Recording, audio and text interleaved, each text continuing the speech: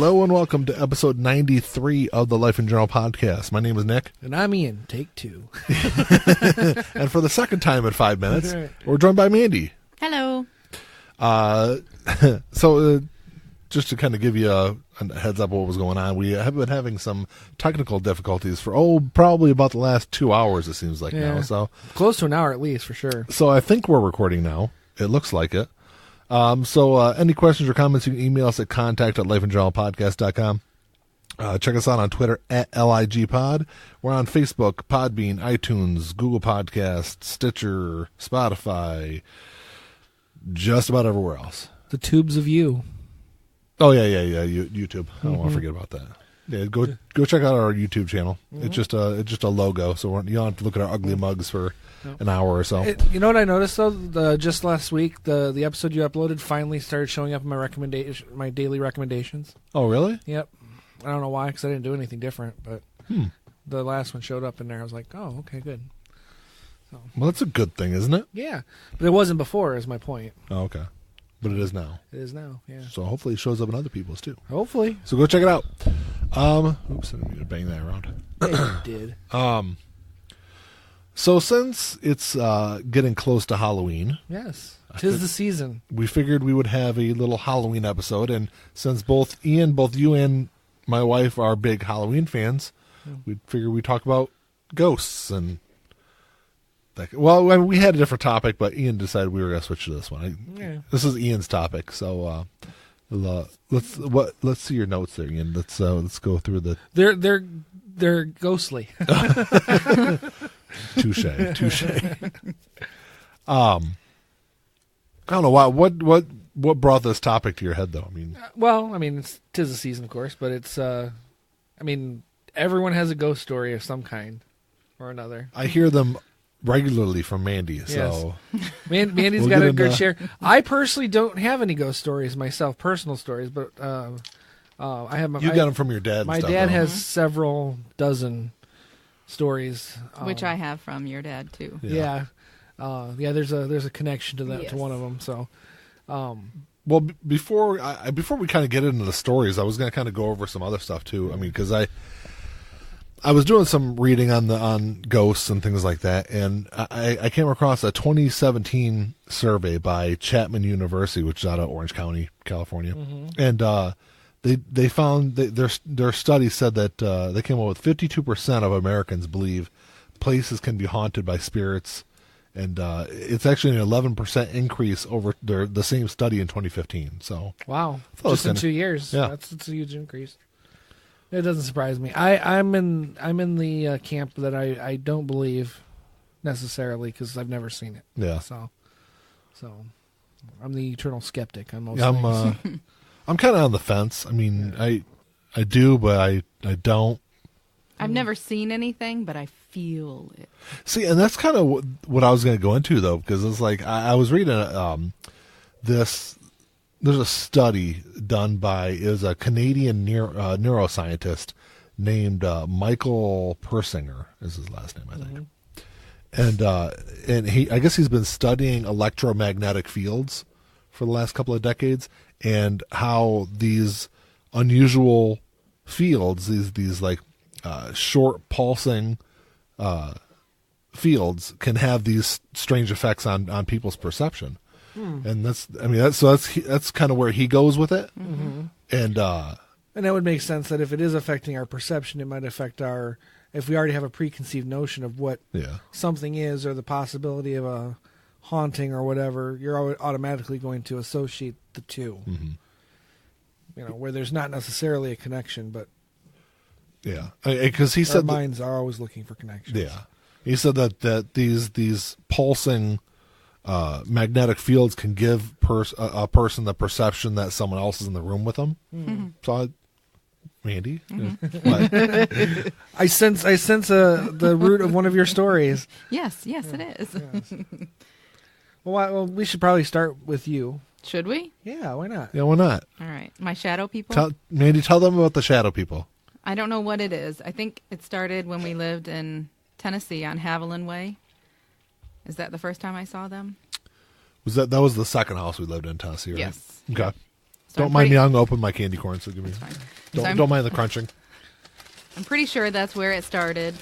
So just at nighttime when I go to bed, I get this feeling that there's somebody next to me, and if I open my eyes, I see a shadow of somebody standing next to me, and I just close my eyes and tell them go away, but it freaks the hell out of me. And they followed me here to this house, which it's been like 4 times worse in this house.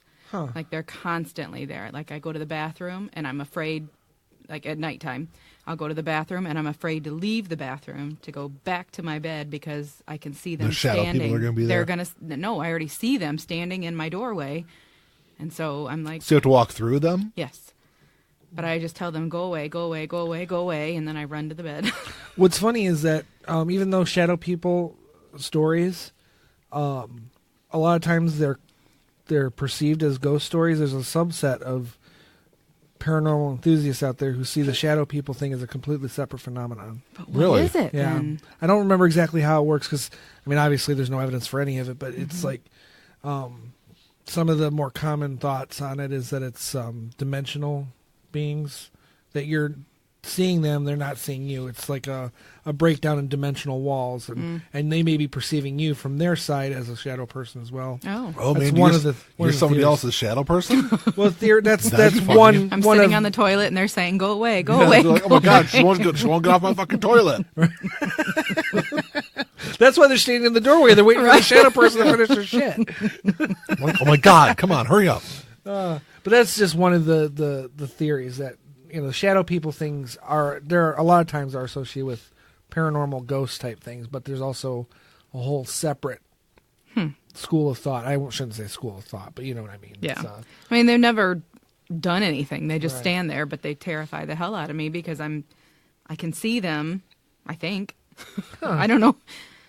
I assume it's real. I don't know. Maybe it's in my head. It just could be your eyes playing tricks on you. Could be, but it's just this feeling like this sickness. You know how some people won't take the covers off because they're afraid something will get them or whatever. Yeah. Like that's how I feel. Like I lie in bed and I cover my head up because I'm like, they're standing there watching me. The funny thing is that in the movies that only works for children. In the movies, if you're an adult and you cover up, they usually just. Well, if it's Jason, they'll just grab you up in the blanket and smash you to a tree or stab you under the blanket. But those aren't shadow people. Well, I know, but, I mean, hiding under the blanket, it's like, you know, it's like when the bad guy throws the gun at Superman, it really doesn't do anything. No. So, but that's... I think he does that out of frustration with Superman. Yeah, maybe. Well, and you're covering up under the blanket out of fear, but it's not really protecting you from anything. That's my point, you know. But if it makes you feel better, do it. It does, because if I can't see them, they can't see me, right? Well, perhaps under one train of thought, perhaps. I don't know. I've never seen a shadow person, but I know that, you know, in pure darkness, our eyes are trying to see stuff. They're adjusting, and you'll get these like. It's just kind of blobs of darkness that are separated just from your own, you know. Like, is there like, can you like make out a figure? Figure, not eyes or anything like that, but it's an actual like, body and silhouette arms? of somebody. Mm-hmm. Yep, and it's been like a guy shape. It's been a slimmer person, but it's typically more of a male figure. I think is what I typically see. But especially when you're in the bathroom. Yeah. That was the worst, though. They've never followed me to the bathroom. It's only been when I've been sleeping. And then it was, last week, I think? I went to the bathroom and then... You were terrified to leave it? Terrified to leave because he was just standing in front of the door. And I'm like, please go away. I just want to go back to bed. So, do you see more of these when I'm not home or when I am home? Or? Ooh, good question. I think it's when you're home. Yeah? So maybe they're following him. Maybe they're following me home from the hospital. Dun, dun, well, dun. no, because it was in Tennessee, too. Oh, okay. I did have an experience at the hospital, but I'm not going to attribute it to ghosts. What was that? Oh, well, I mean, you told me about it. Yeah, I can't explain it, but I'm not one of those people who just automatically jumps to this conclusion that it was supernatural. So why don't you go ahead and tell the story then? Well, I was making sure Mandy was done. Yeah, I'm done. So, well, I'd gone into the one bathroom that's outside of the south hallway. Uh-huh. It's a public restroom. So, because there's, private and public. Mm-hmm. So I'm in there, and I go up to the urinal. There's only one urinal, and there's one urinal and 2 stalls. The urinal is like you come in, and it's right around the corner. And on that same wall is the sensor to open up the door so that you don't have to touch the door when you're done. So I go to the bathroom, and I come around, and there's nobody in there. And I come around to go to the sink, and just as I'm walking to the sink, the far stall, the second stall up against the wall, slams shut. The water kicks on because it was a sensor water. My hand wasn't anywhere near it. But the door shut, the water kicked on, and the censored door to the bathroom opened up at the same time. All at the same time. Yeah, that's kind of fucked up. And I wasn't near any of the sensors to do that. And I looked, there was nobody in the stall. Because when it slammed, it kind of opened back up. There was nobody. Did it make your tummy tickle? No. No? Oh. Not really. I'm not easily frightened. I mean, I was startled by the bang, but, I'm not, I wasn't, I don't know. I just don't have the personality to start freaking out about that. I started to kind of look around, but then I was like, Ian's like, yeah, this is how it ends. No, because see, that's the funny thing. Because even in they didn't really start having ghosts hurt people even in the movies until much later in cinema. In the old ways, ghosts wouldn't hurt you. They would just you'd be so frightened that you saw something that you'd be running and trip and fall down the stairs and die. Right. Yeah. Or you go insane and throw yourself out a 3-story window or something. That's how I feel with the shadow people. I'm like, you want to throw yourself out a window? No, well, they're not going to hurt you. They're not going to hurt me, right. but I'm still, my stomach's turning, and I'm like, you can do this. It's okay. Right. Go away. I've never really been scared by things like that. As a kid, I mean, you always see those think you see something or hear something, and because you're a kid, you don't really know what it is. Yeah. I've never hidden under the blanket though, because in my mind, I want to see them coming so I can try to get away. If I'm under the blanket, I can't see them jabbing the knife into my stomach or my head or whatever. But they might miss you if I'm under the blankets. Yeah. Yeah, but still. Or maybe they'll nick your arm or something like that. Yeah, I guess I could still get lucky, but I'd much rather have my vision in order to. Yeah, but can you really run from a ghost? No. No, but I'm just thinking if something's in the room that's scaring me, that may not necessarily be supernatural. They do say that kids have a better sense of those kind of things. Because their minds are open. They haven't been clouded by reason yet. The ways to think past. Don't agree with him, Mandy. He's being very condescending. No, I'm not. I'm not, because it's kind of like you tell a child about a unicorn, they believe in a unicorn. Right. They don't question it. It's just, there's a magical creature that's a unicorn. There's a guy in the corner talking to me. Right. It's okay. They haven't learned those processes to say what is actually real versus what's not real versus what could potentially be real but you can't see. If I'm going to play devil's advocate. I wouldn't say because they lack reason, though. I mean, they lack the ability to reason they like do. an adult. Mm-hmm. Okay. Well, all right, fine. Go ahead. Move the fuck on. See, what you're suggesting is that I'm being condescending and saying that because they're children, they'll believe anything. They'll believe anything, right. and implying that the supernatural doesn't exist. Right, because when you're an adult, you should reason beyond that. Right, which is not. Which, if we could were be true, we don't know. Right. It's just. I've never personally seen any evidence to suggest that there's. I've always said, "Show me," and then after I said that, then you get terrified. Then you're like, "Well, maybe never don't." mind. Don't show me. And it's funny because changed my mind. What actually gave me the idea for the show is Nick texted me yesterday. I was at my dad's, and we were actually talking about this when you texted me. Oh, really? And my dad started talking about our show, and I was like, "Fuck! I'll just talk about. We can talk about this on the show. It'd be a good Halloween type story." So, and what I was asking him at the time, because he firmly believes in ghosts. Another thing is he might be a bit more agnostic, but he's totally believes in ghosts. And he had mentioned that one situation very recently, he saw an orb in his house, and he associated that potentially with one of my grandparents, because he never saw orbs in this house that he's living in until after my grandfather passed. Okay. And I asked him, I said, a lot of times people think that they see or feel their loved ones out of, loss. Right. And it's been a few years, but my dad is still kind of reeling from my grandfather's death. And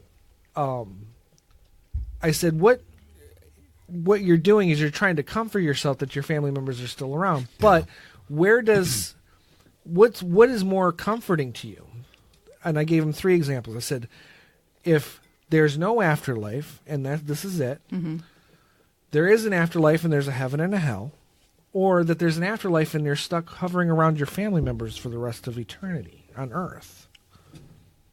To me, it seems like I would almost prefer one of the other 2 options over being stuck here, just not being alive, but being forced to just watch people living. Stuck in limbo. Yeah, basically. living, watching other people live their lives without being able to engage. Yeah. To me, that would not be a pleasant afterlife. Well, they always say that when you're stuck, it's because there's something that hasn't unfinished. Yeah, something is unfinished. So and what brought that up not necessarily, but what brought it up at that particular conversation is my dad, as I said, he's agnostic on the other things. He doesn't really have a view on heaven and hell, but he obviously believes in the afterlife. So that's when I was like, well, you almost have to have something. There has to be something or nothing. I mean, that's basic reasoning. Yeah. There's something or there's nothing. And I just don't want that something to be just like you said, kind of a limbo, not being alive and having to exist in the world of the living, invisible to it. Just to me that's not a pleasant thought. So, but you're right. They do say that a lot of spirits are going to be here because they died unexpectedly or they died in a tragic, violent way. Or they have unfinished business. They have unfinished business, but I think all of us have unfinished business when we die because I don't think anyone is really in a big hurry to die.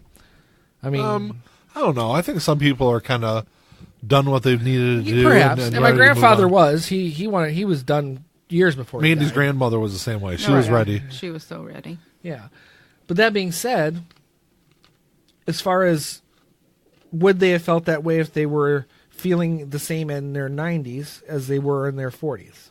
Right. Yeah. If I'm 95, but I feel like I do right now at 41, I'm not done. Right. Fuck it. Keep me around as long as I possibly can. I'm not in any big hurry. So, when I say unfinished business, I think ultimately we all have unfinished business. We just, as a species that is aware of our inevitable end, at some point we have to come to grips with that. Yeah. And especially as we get older and firm, we're going to be more willing to let go of those things that we aren't finished. So yeah, and that was kind of another thing I was going to get to about why maybe some people have experiences and some people don't.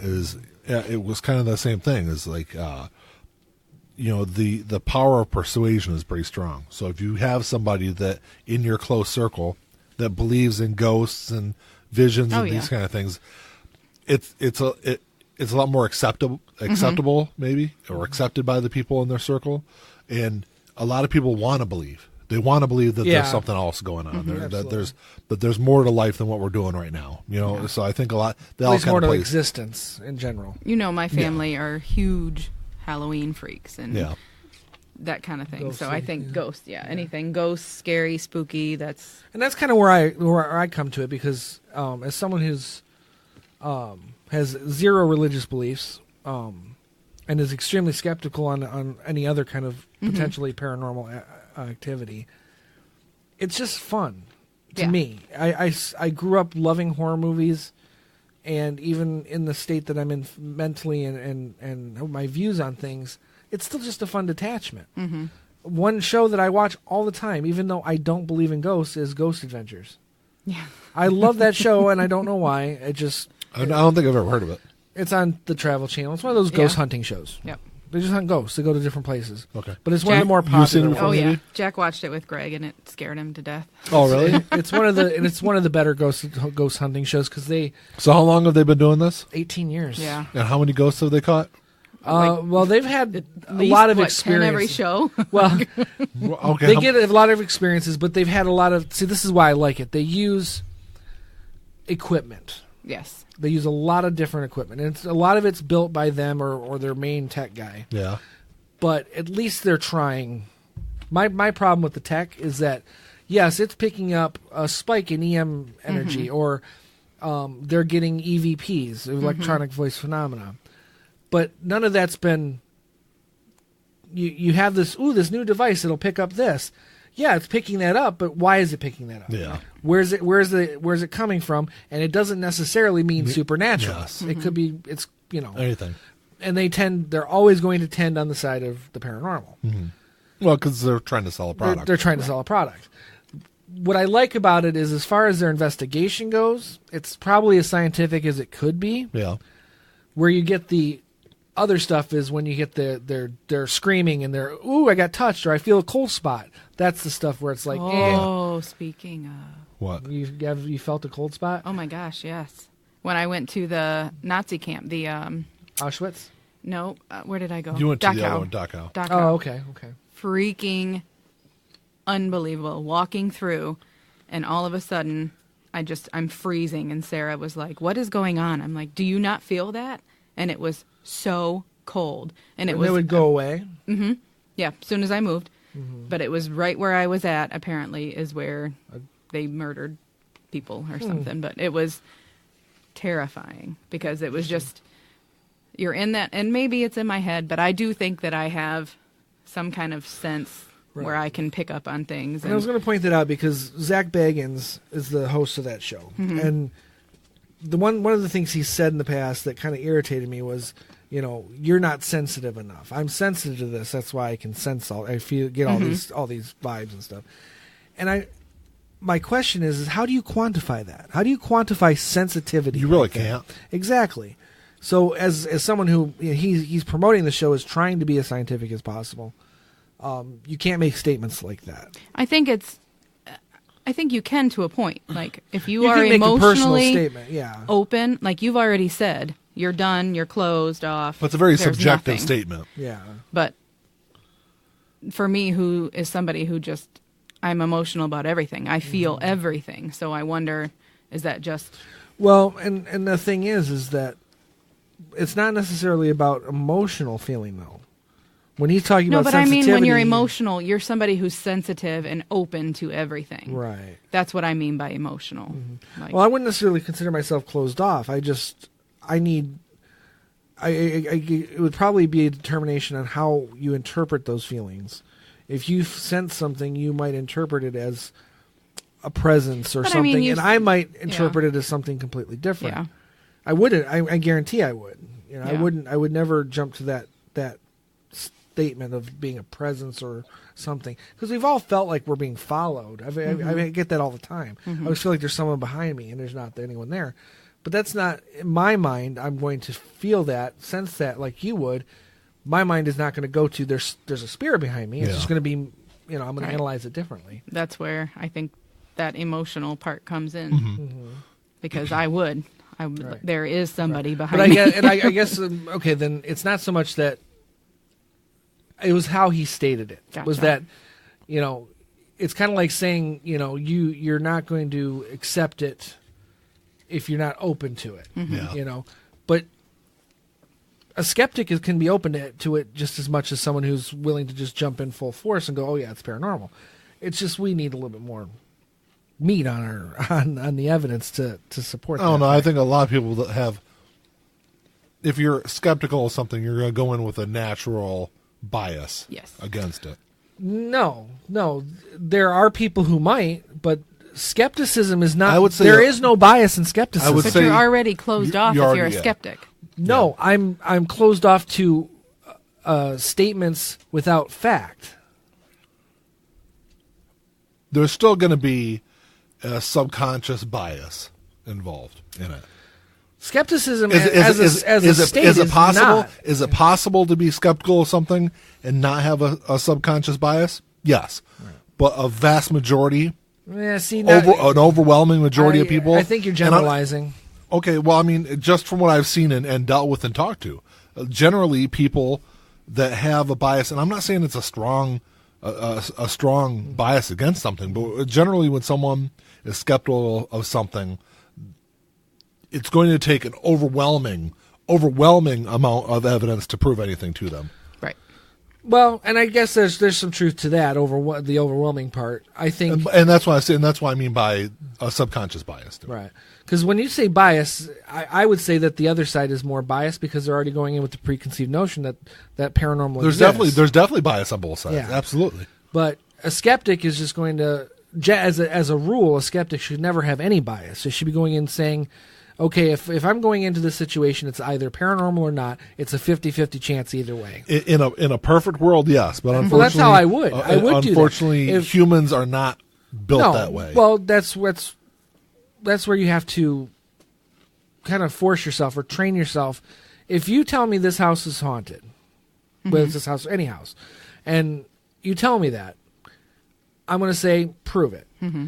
But when I walk into that house, regardless of whatever your proof is going to be, I'm going to walk into that house saying, okay, this house is either haunted or it's not. It's going to be 50-50 in my opinion. Well, no, because if you walk into that house and the other person tells you it's haunted, and they come out and they show you 3 different reasons why it's haunted, you're going to come up with 17 different reasons why that's not haunted, and it's something completely different.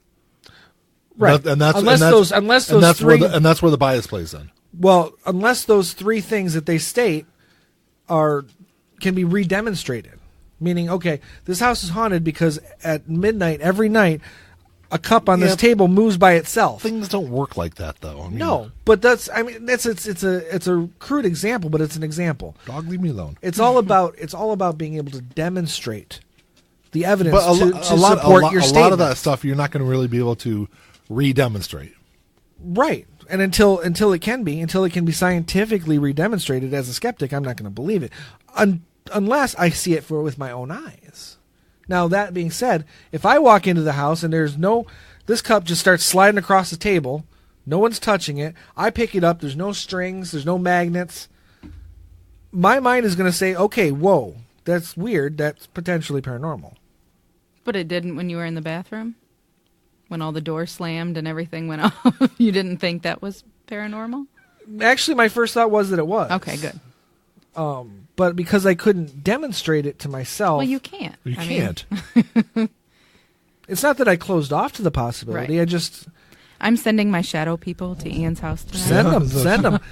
I would love to get on that show as a skeptic, as someone going in to balance out that, because like I said, on those shows, specifically that they're one, always going to be overwhelmingly, yes. Yeah, they're going in with that preconceived notion that there are spirits everywhere. Yeah. And they're going to get results, and not to say that they don't. They get weird stuff all the time. Because that's their job. It's their job to make money and yeah, and but have it's there's ghost societies all over the place that do the exact same stuff all the time, and they're not doing it for money. They're doing it for their own personal thing, and their own personal enrichment. Yeah, for whatever it's worth. And when I say enrichment, I mean money. No, they're doing it for free. No one's making money. You could call the Michigan Ghost Hunter Society or Ghost Society. They're doing it. They're volunteering that. They're doing that on their own. Yeah. They're doing it because they enjoy it, and they're doing it because they believe in that stuff. Mm-hmm. And how do they put their information out? You have to go to their webpage. I think it's called the Michigan Ghost Society or something. Then they're like probably making money off of it somehow, but not their volunteers. Because it's open to the public. You can go with them. Yeah, it's not like it's a hired group. You just go with them. Now, who's being the overwhelming biased skeptic? Because I'm defending them now, and you're like, no, it's all about money. I'm just saying, because generally that's what it is. Yeah, this is not. It's just open to the public. That's fine. Someone owns the domain name, but it's really just a group of people who get together and do it for fun. They get their own little personal equipment and just go and do it. So, but they'll probably have EVPs and photos and stuff on their website. So. What about you? Have you ever had you had something? Yes and no. I mean, I don't know. What are you laughing for, Mandy? Your ghost story that you and your mom tell all the time. No, my mom tells it. But she said when I was little, I was like screaming one night, and she ran into my bedroom, and I was being pulled under my bed. I don't remember this. I can't tell you. The very first time you told me that story, granted we were teenagers, but you told me as if you had remembered it yourself. Well, I mean, obviously I was young, so I don't know. I don't know if it was true or what, but that's what my mother says. I don't know. It was probably just you having a nightmare and you were under your bed because you're You're kind of a weird sleeper anyway. Man, that's very true. How do you know? I just know. I've known you for 30 fucking years. Make sure we get the curtains drawn right when you go to bed. There's your shadow, people, Andy. This rotten bastard. It's just Ian standing in the corner. Standing in the doorway watching you poop. Yeah, that's fun. That's gross. I wasn't pooping. I don't poop in the middle of the night. Well, I poop whenever I have to, so I don't know. Depends on what it is. You're just sitting there and it's just me in the corner. Hi, Ian. Yeah, next time you can just say, hi, Ian. I'll be like, hi. Now that would freak the Surprise! I mean, it was a bigger shadow, so maybe. Well, she's called me fat. No, bigger, like a man. Oh. Like a manly man. Then it wasn't me. Oh, Jesus. But yeah, my mother's told that story for years, and I don't know. Well, I don't know. Do you have another one, Mandy, before I can jump into my dad's stuff? Well, no, I was just going to add on to your dad's stuff. Okay. All right. Well, when my dad was a teenager, he had a friend whose family was haunted. The ghost, and I say that because the ghost followed him from one house to another. And my dad had experiences hanging out with his friend. And for the record, this friend, I don't remember his name, but there was a paranormal or a parapsychology group from one of the universities that actually documented experiences from this family. So there is, at least as far as that goes, documentation for this family. Of the experiences my dad had, because not all of them were, it wasn't just seeing things. The family claimed to have been attacked several times. My dad's friend, his mom actually had welts develop on her arm in the shape of words that no one could really read. And I think numbers at one point. My dad claims he saw figures. Mm-hmm. Usually it'd be like a shadow going from one room to another down a hallway, and there wouldn't be anyone else in the house other than him and his friend. And his friend would be in another area. Nope, I'd be gone, by the way. My dad had... No, sorry, buddy, I'm not coming over to your house anymore. I don't remember what it was, weirdo. a magazine or something he had bought, and he had brought it over to his friend's house, set it on the couch, turned around, went back to grab it, and it was gone. And it wasn't like it fell on the floor, because he found it like on the other side of the room, under something. That it would have had to have been placed there. His words, not mine. I'm just telling you the story. One night, the ghost followed him home.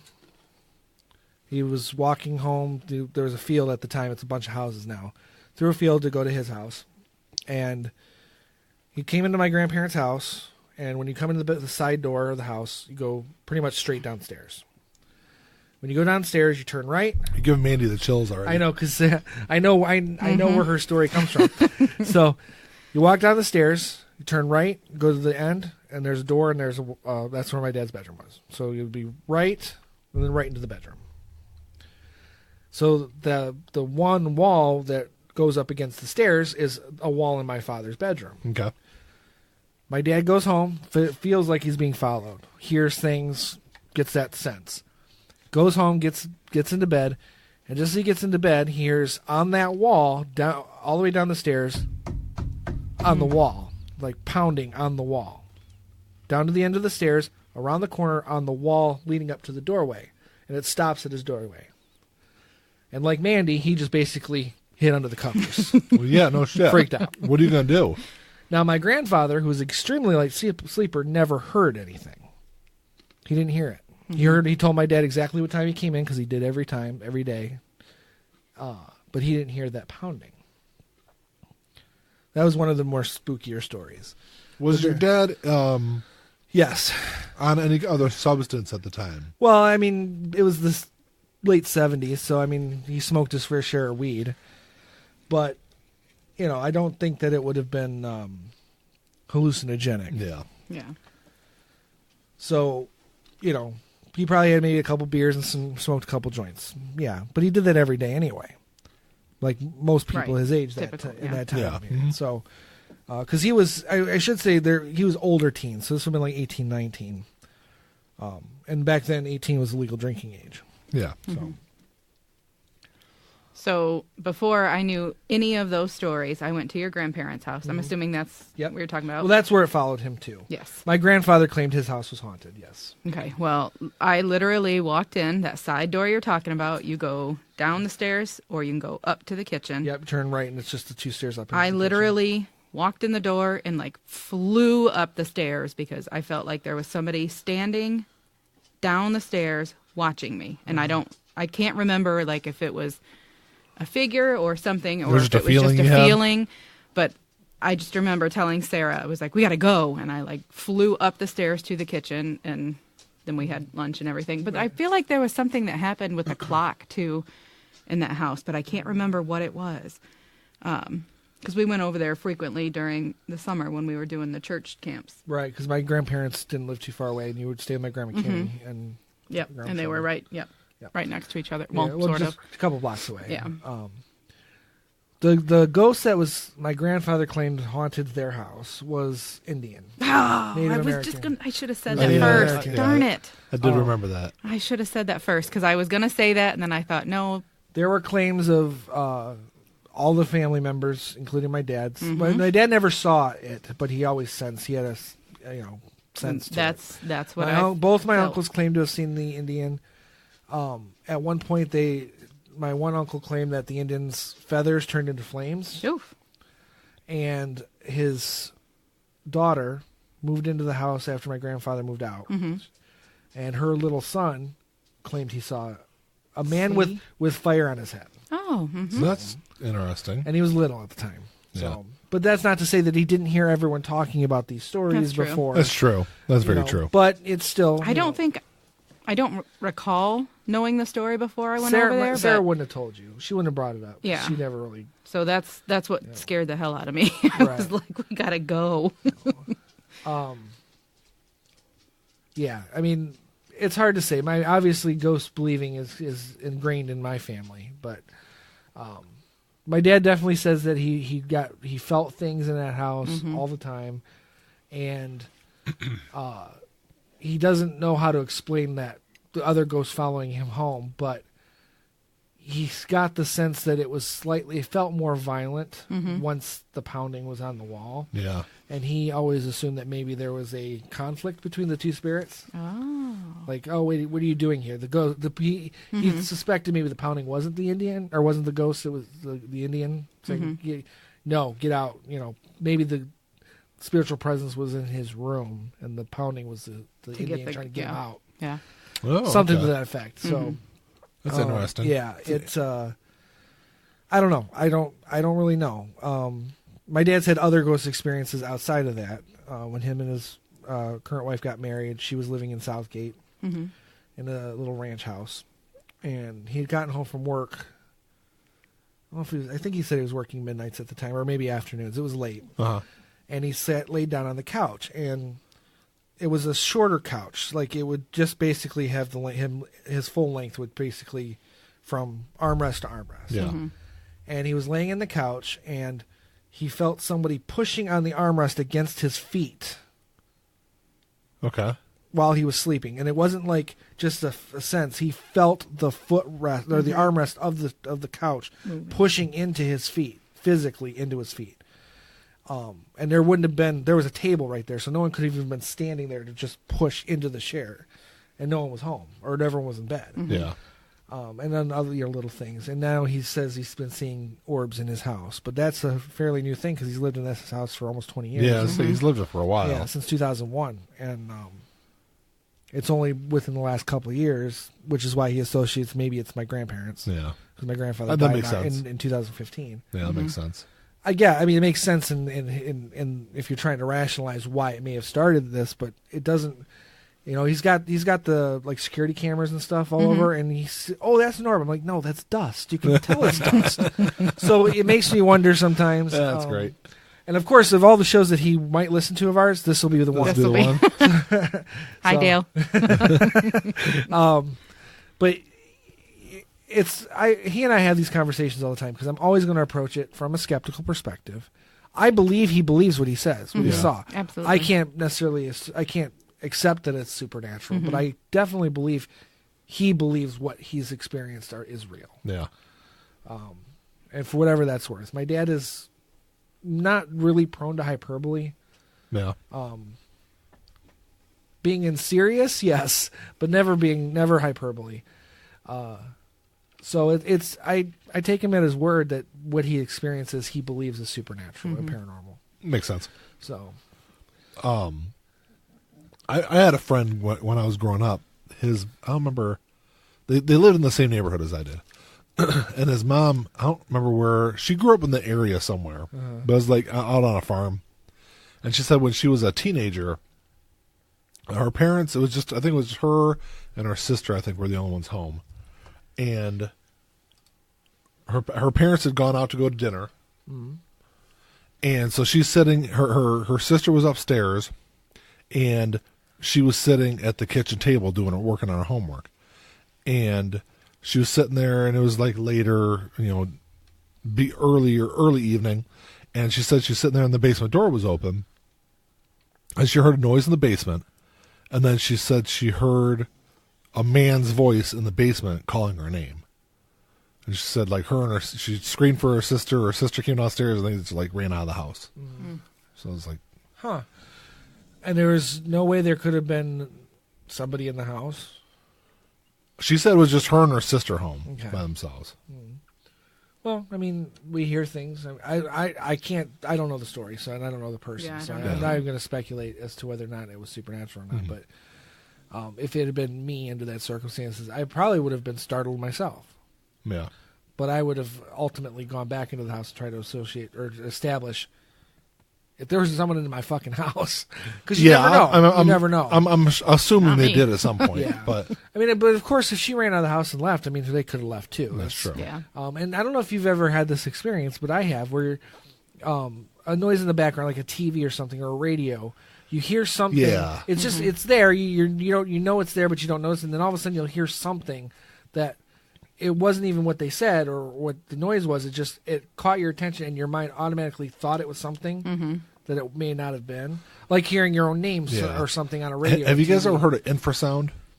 I've heard the term. I'm not infrasound, sure infrasound is like a really low-pitched sound that's so low, it's the human ear is incapable of picking it up. Okay. But it creates vibrations. Right.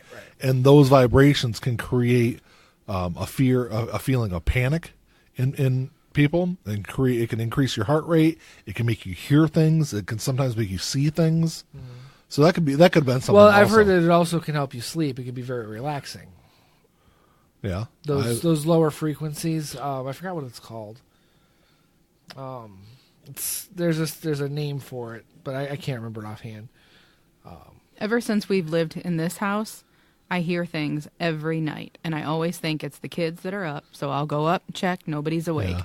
And then I just lay there, and I can hear people talking, or it sounds like a TV's on or something. And that could even be something like what I'm talking about. I don't know. Like infrasound. We've got a rock quarry, how many miles north of us? Mm-hmm. It could be something that they're doing there. That I hear. Yes. But it always sounds like somebody talking or something. And so I just lay there in bed, and then I'm like, okay, the kids aren't awake. Nick's not downstairs. It's not the TV. And then I just lay there thinking, okay, what's going on? Is somebody on the computer? No, I have the computer. What is going on? And it's almost every night. But like I said, though, sound waves can give you a sense of an uncomfortable feeling. Yeah. It can give you... And I have super sensitive hearing. Yeah. Like all those dog trainer noises. It can give you chills. I can hear all of those high-pitched things that only dogs are supposed to hear. Right. Like, I cover my ears and there's so cry. Many jokes there that... Why? Oh, are you making fun of me? That's why I said there's so many jokes there, but... But yeah, it could be something as simple as that. Yeah. Yeah, I don't want to jump... I personally, the concept of the paranormal, I find it very fascinating. And if it were real, I would find it even more fascinating. Not real, I mean, I'm not saying it's not real. I'm just saying... To you. Right. I find it extremely fascinating. But I guess it's just the fact that we don't know enough, yet we're making claims that we do. Yeah. I guess that's another thing I have a problem with ghost adventures is they'll get a cold spot in a room where they know something bad happened, and it's like, oh, that's where that happened. It's got to be that. Granted, yes, it is a show, but it's. I take these people at their word, at least as far as what they're feeling. I have to. People like that are definitely selling something. Yes, absolutely.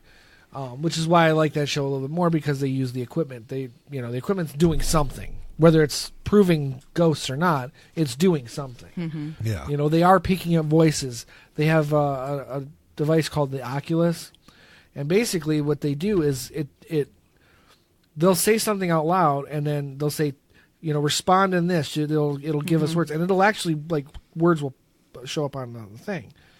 If the words are showing up, I'm kind of skeptical of things like that, though. I mean, right? But I mean, if you're going to go about doing these things scientifically, you're going to need equipment like this. Yeah, this equipment has not been clarified to do what they're saying it's doing. Yes, but for what it's worth, if they say, "How did you die?" and it comes up with fall, and somebody in that house had fallen to their death, that's one of the things that I kind of enjoy about the show. It's when they use things like that. Yeah. Because it's more than just, ooh, I feel someone touching me, or, yes. I feel a cold spot. There's more to it. Right. So, I mean, that's the kind of stuff that I'm looking for. I want evidence. Yeah. Because, I may not be a religious person, but, I love how you said that. I may not be. Oh, I'm definitely not. If I have to clarify, I'm definitely not. And I'm okay with there not being an afterlife. I'm okay with when my time comes and I close my eyes for the last time, I'm okay with that being it. Would I prefer there to be something? Yeah, I think I would. So, I mean, if this can prove that there is something, yeah, great. It doesn't prove any specific religion or anything. Right. But it does prove that there might be something more than this. I'm okay with that. I would be cool. So I know that. So my aunt, Mandy, did you ever go to her house? She lived up in Reed City, way up north. But she lived in this old country house, and she always claimed it was haunted. She said that she was home by herself one day, walking down the stairs, and somebody pushed her down the stairs. She said another time that I think it was right after my cousin had a baby, because I think there was a baby balloon or something, one that was cellophane balloons. Mm-hmm. And she said they were all sitting on the couch, and this balloon was in the corner, and it just slowly came across to every one of them, stopped in front of them, and then went across the room. Mm. And then my cousin's son was afraid to use the bathroom because he said he didn't like the scary lady in the mirror. I don't know. It's all sorts of crazy stuff. Kids can be really creepy about it because they don't have the shields up. Mm-hmm. I guess maybe that's what I was talking about earlier about reason. They're not so closed off to these ideas and these what they see and what they hear. Mm-hmm. It's more honest to them because they don't have the mental blocks that adults have. Mm-hmm. Yeah. And it is reason to a point, but it's other things too.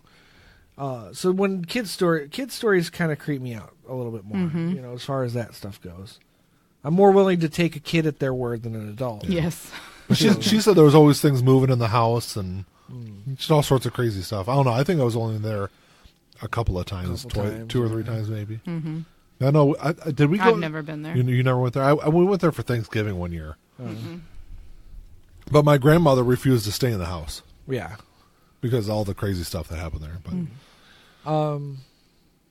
the only other stuff my dad claims he worked for the phone company, and he worked at one of their hub offices, and he claimed he saw stuff in there all the time, lights coming on by themselves, seeing shadows. He was the only person in the building because it's a building, it's an actual building, it's 2 stories, but it's open, so it's big walls of equipment basically that he had to control, and he was the only person who worked there. People would come and go, but they usually had to check in with him because it was a secure location. It was by the airport.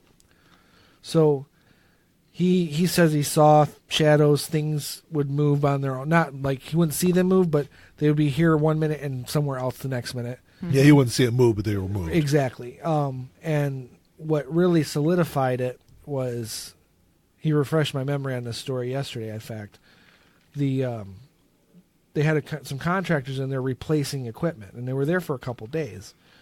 And out of the blue, there's no reason this guy would know that my dad's a ghost person or anything like that. Is into ghosts and believes in it. He just walks up to my dad and says, "Hey, does this place have ghosts in it?" Oh, really? Just out of the blue. And my dad was like, "Yeah, why do you ask?"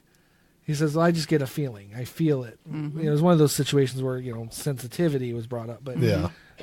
But it's weird that aside from a quick hello in the morning when my dad's coming in or they're coming in, there was no conversation. There was no interaction. And just out of the blue, this guy asked my dad. That's really weird. This guy, and there's been other situations where other people have said that they've seen even more or felt slightly more malevolent situations with the lights. Another guy who worked there said that he had gone into the bathroom when all the lights were on and came out, the lights were out, and there's like this long hallway to the switch. Mm-mm.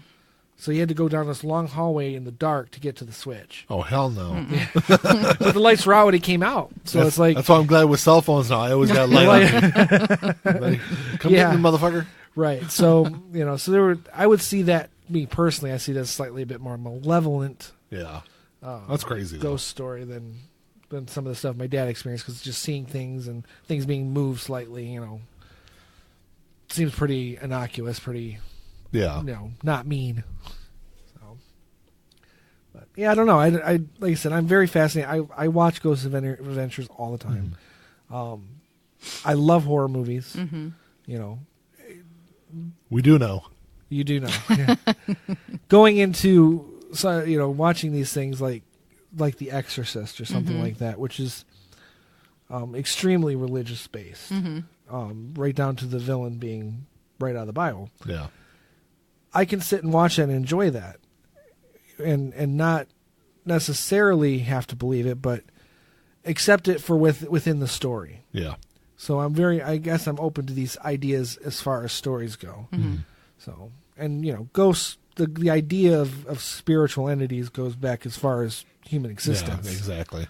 So, it is ingrained in us as a species, whether or not it's true or not. Yeah. Mm-hmm. There's also, I know there's some forms of mold that can create hallucinations. That can create a feeling of irrational fear. And do we have it in our house? I don't know. Because I feel very irrational. But it can also cause some slight forms of dementia also. So that's the thing. As someone who is kind of on the fence, right? I can see where there's so many different things that you don't think of on a regular daily basis that you could look at one thing and go, oh yeah, that's definitely a haunting or some kind of spiritual being, but it can be so many different other things also. Like I said, infrasound or mold or right. Just your mind playing tricks on itself. Exactly. So I mean, and for what it's worth, like I said, I would much rather there be something rather than nothing when we die. But I haven't seen any evidence to the contrary yet. Yeah, I'm waiting. I always they're coming tonight. I'd like send them on. Like I said, I would love to be able to. I don't even have to be on the show, but I would love to go with these guys from the Ghost Adventures on one of their investigations and just be skeptical and just be the skeptic in the room. Yeah, so they don't have really a skeptic on the show. No, there's no skeptics on the show. Of course not. I mean, they claim to be doing everything scientifically, but no, there's no skeptics on that show. And I think they have a real skeptic. If you're there with using instrumentation that isn't proven to do what you're saying it's doing, how can it really be scientific? Well, it's as scientific as you can get because there is no equipment to test for that. That is scientifically I took this silly putty and a couple of paper clips, and I can absolutely use this to detect spirits. It's way more than that. They have a I forgot what they call it now. I say it all the time, but they have this camera that was developed by their engineer guy. And what he so it wasn't developed by a third party. That's all. It was. They have a tech guy who does this stuff. Who's part of the show. When I say third party, I mean someone independent of the show that created the instrumentation that they use. I guess he is independent. He builds things for them, but he does not and they buy it, but he's not employed by the show. Okay. He builds this stuff for himself. Okay. Too. Okay. So he's an independent third party. He's an independent third party. All right. But he designed this. It's an SLS. That's what he calls it. SLS camera. And basically, what the camera is picking up is basically the Xbox Kinect. The scanner that picks up our motion and our physical in order to function. It's basically that, and they'll get like little figures that appear out of nowhere, stick figures, because that's what it's picking up. It's picking up wire frames of ourselves, based on our movement. And if it's picking it up, then there has to be movement, but they're not seeing anything. And these actual figures will sometimes move in ways that are very human looking.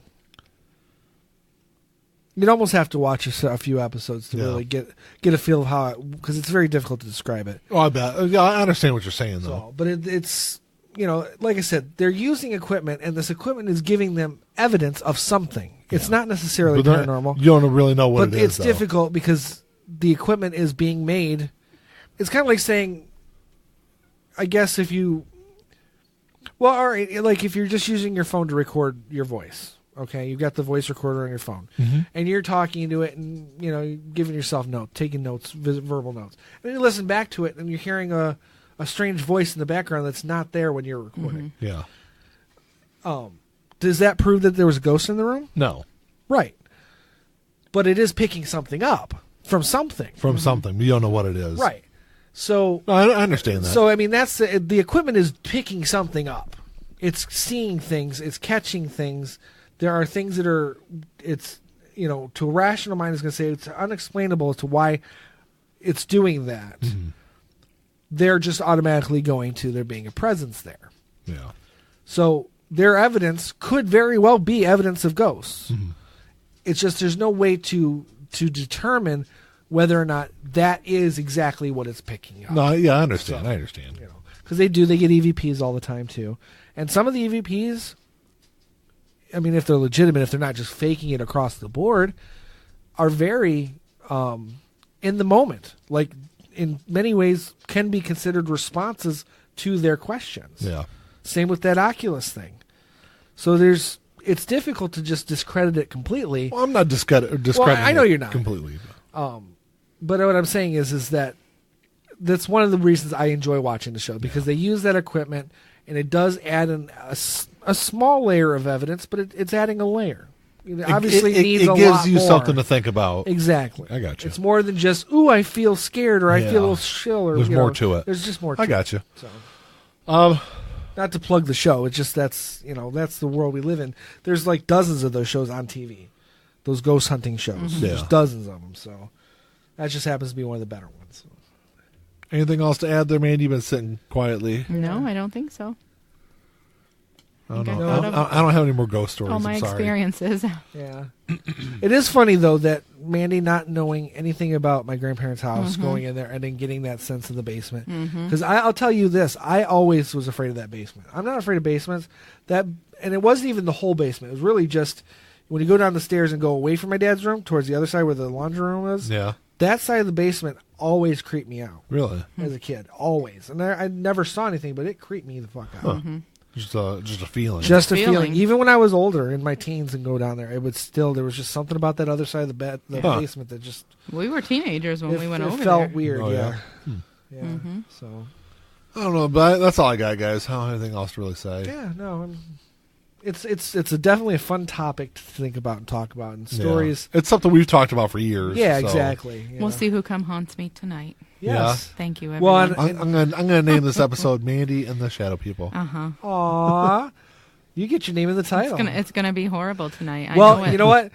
I'll tell you this: if I see shadow people, we will do a follow up to the show. Okay. Part B. Yeah. So I'm just gonna say that our episode next week we're gonna do a Halloween themed show also. So it'll be a couple of weeks. Yeah. Well, we're leading up to it. Tis the season, I guess. Absolutely. Mm-hmm. Best time of the year. No, that's Christmas. No, it's Halloween. It's Halloween. Hey, actually, no, I do like Halloween. You want to know why? Candy. Because the next week I can put my Christmas decorations in. Oh, you're such a fool. I just don't get it.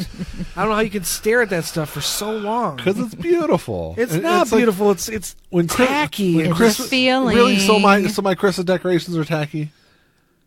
You do it tastefully, I'll admit.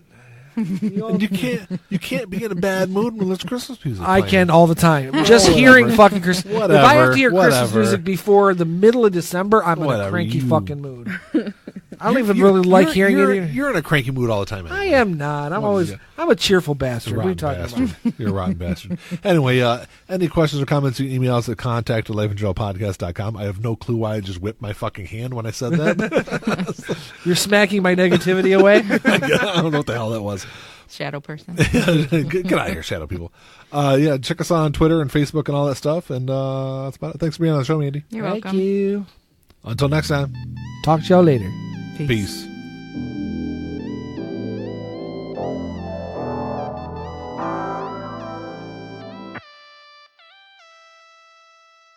Playing my role, let me tell you about it. This shit right here, man, I'm proud about it. Only real niggas reside around me. Yo, old lady, drop a guard around me. Dip like I know you can, bitch. Show me the ropes like we in the ring.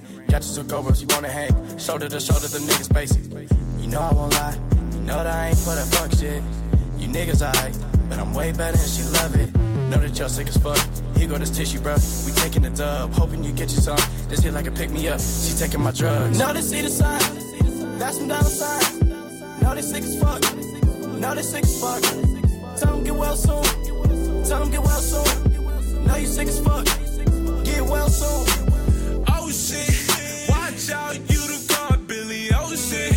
Right now, and I'm smiling in your face, bitch. With a gold smile, you should probably make placement to your eye. Niggas sick as fuck. Standing with niggas who down for that party. Who down for some bitches who showing their bodies. Swear to God, nigga, this Molly got me up and rolling. These bodies of water. Bring that shit in bottles. We mash at the party. They hate when we style it.